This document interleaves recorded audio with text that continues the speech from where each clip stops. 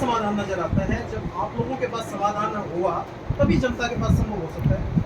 समाधान यही है, हम दो छोड़ के आ गए और आहिस्ता आहिस्ता लोग भी सोचेंगे। तो चौधरी साहब, अब आप कांग्रेस के लिए प्रचार करेंगे, पूरे हरियाणा में करेंगे?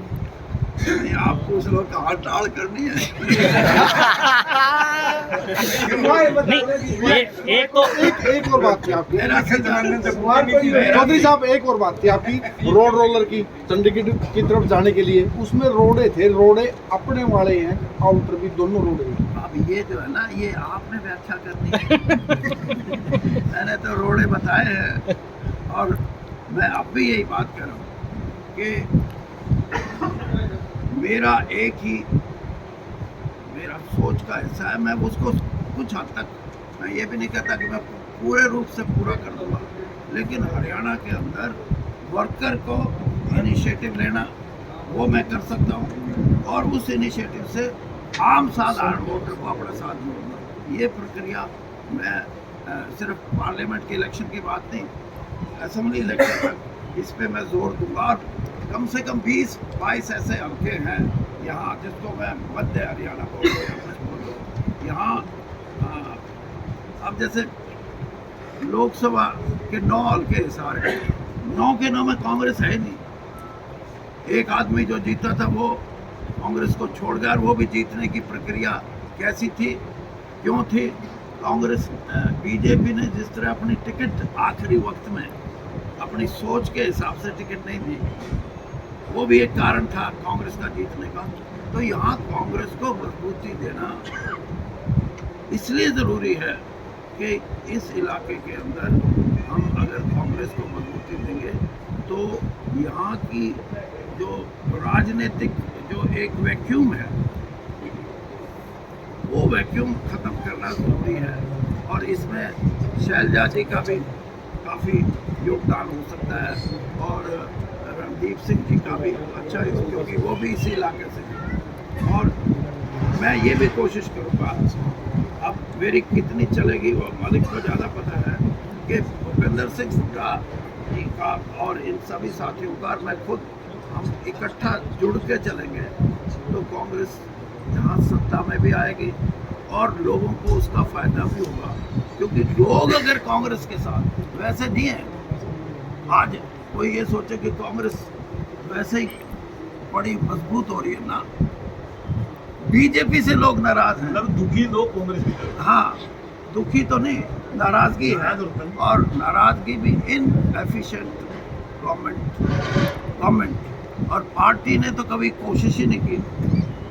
पार्टी का जो कार्यकर्ता है वो आज लड़ने का इसके अंदर जज्बा नहीं, और जज्बा इसलिए नहीं, किसी का आज तक 10 साल में किसी का बच्चा कोई नौकरी नहीं लगाया। कार्यकर्ता का बच्चे का कार्यकर्ता कोई साधु संत तो है नहीं कि सिर्फ आपकी सेवा में लगा हुआ या परमात्मा हुआ। पॉलिटिकल कार्यकर्ता ये चाहता है कि मेरी पहचान बने सामाजिक रूप से, प्रशासन में मेरे को जाना जाए कि मैं कार्यकर्ता हूँ, और इसके साथ साथ मुझे जिनसे मैं जुड़ाव रखूँ उनसे मैं ये तो कह सकूँ, यार तेरे को थाने से छुटवा के लाया था भाई, मैंने तेरा ट्रांसफ़र कराया था, मैंने तेरी नौकरी में मदद की। इस यानी मैं अपने लिए नहीं कह रहा, आप टोटल बीजेपी के जो हमारे से अब तो फिर भी बाहरी है, जो अंदरूनी है उनकी हालत ही है, इसलिए कमज़ोर है। और दूसरी तरफ क्षेत्रीय दल कमज़ोर हो गए। आज भी क्षेत्रीय दल का कोई भी लोगों में ये शौक नहीं है कि हम इनको वोट डाल दें। तो इसलिए कांग्रेस ही एक ऐसा अल्टरनेटिव है जिसको लोग ये समझते हैं कि इनके साथ जुड़ो, राज बदलो और कांग्रेस को सत्ता सौंपो। और कांग्रेस ने भी जो प्रॉमिस किए हैं या आगे असेंबली में जो अपना घोषणा पत्र लेके आएगी, उन चीज़ों पे भी लोगों की निगाह रहेगी। तो सर भाजपा में घर का रहना कौन कह रहा है? तो दुष्यंत से पूछ लो, आप कहाँ के रहे हो? चौधरी साहब, आप राजनीति का आपको ज्योतिषी कहते हैं, तो क्या भविष्यवाणी रहेगी अब? मेरी भविष्यवाणी यही है कि 1 महीना है, चुनाव 1 से भी ज़्यादा है, मतलब लास्ट जो है 1 तारीख को है ना, 1 जून तक निराशाजनक स्थिति जिस वोटर के मन में है वो किस तेजी से अपने कदम बढ़ाता है, दूसरी तरफ वो वोटों की गिनती का और सीटों की गिनती का निर्णायक भूमिका वो अदा करें।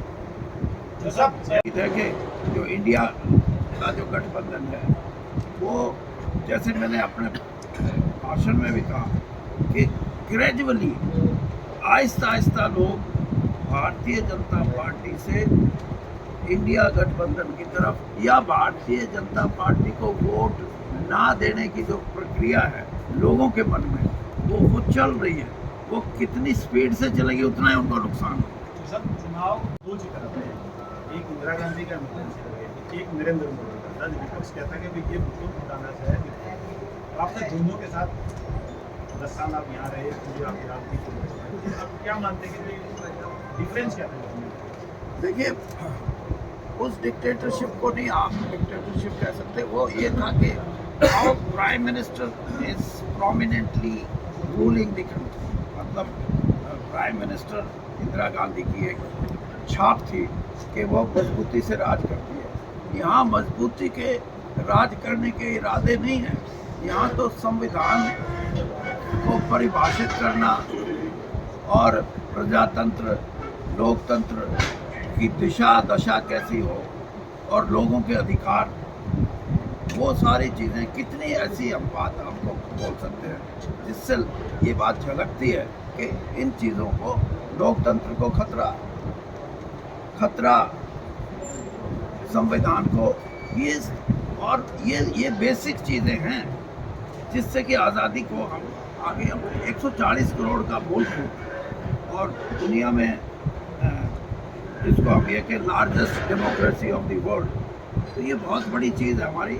और हम इस चीज़ को मजबूत रखने के लिए बेशक हम विपक्ष में भी हों, लेकिन विपक्ष भी उतना ही मजबूत होना चाहिए। कह रहा हूँ कि ये काटते काटते 10 साल लग गए।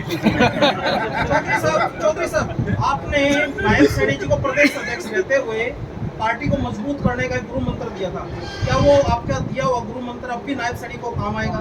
मैं ये कहता हूँ कि मेरी अगर ये पहले ही मान लेते ना, नायब सैनी से पहले वाले मुख्यमंत्री भी मान लेते, तो मेरा यही है जो हम डिस्कस कर रहे हैं कि भाई वर्कर को जान डालो वर्कर में, और फिर वर्कर लोगों को आपको के साथ जोड़ेगा।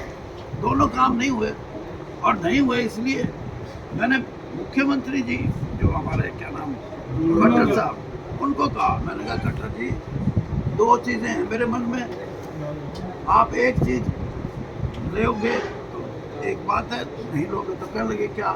मैंने कहा एक तो चीज़ है आपकी विचारधारा, उसका अगर सिर्फ प्रचार करना है तो तीसरी टर्म आपको नहीं, और अगर एक साल पहले की बात है, या इस विचारधारा को 1 साल के लिए रख के आप चुनावी विचारधारा में आ जाओ तो तीसरी बार मौका लग सकता है बीजेपी का और आपका।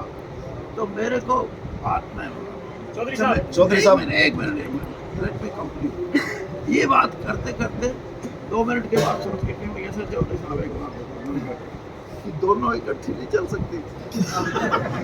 अब बताओ, ऐसे नहीं होता, और वही हुआ। चौधरी साहब,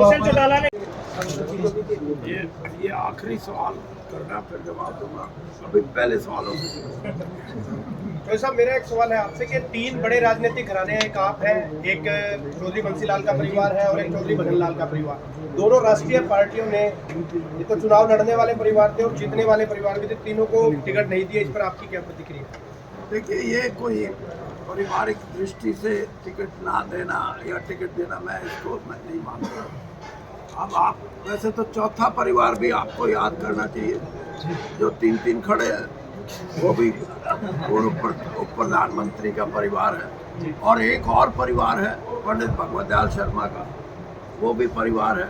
उनके भी इच्छाएं होती हैं। एक तो मेरे को पता है उनकी बेटी की बेटी है, बहुत इच्छुक है वो राजनीति में, और पंडित चिरंजी लाल का देख लो, 4 बार के सांसद हैं उनके। तो पारिवारिक दृष्टि से किसी को टिकट देना ना देना ये कोई ज़रूरी नहीं है, लेकिन ये ठीक है कि ब्रजेंद्र सिंह सांसद, और वो भी हिसार से, और वो भी ऐसी स्थिति में जब सारी राजनीतिक जो सोच के जो लोग राजनीति को इस दृष्टिकोण से देखते हैं कि कंफर्टेबल राजनीति कहाँ रहेगी, वो सब बीजेपी बीजेपी बीजेपी। एक सांसद ऐसा भी है जिसने बीजेपी को छोड़ के और कांग्रेस की तरफ आने की बात करी, और वो भी सैद्धांतिक रूप से। और जो अभी एक सवाल था, इससे भी आप अंदाज़ा लगा सकते हो कि अमित शाह जी से क्यों नहीं मिले जाए, जबकि वो तो नंबर 2 का पावरफुल आदमी है।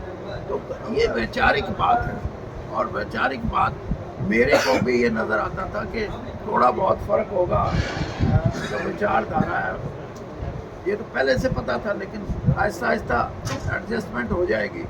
लेकिन बहुत बड़ा फ़र्क है, और सबसे बड़ा फ़र्क ये है कि धर्म के नाम पे और जाति के नाम पे देश को बांटने की अगर कोई राजनीतिक दल, और वो भी रूलिंग पार्टी, मैं ऐसी परिस्थिति में ये समझता हूँ कि देश के प्रजातंत्र को और देश का लोकतंत्र प्रजातंत्र और जो पार्लियामेंट्री डेमोक्रेसी जिसको हम कहते हैं, वो क्या है भाई बताना, जन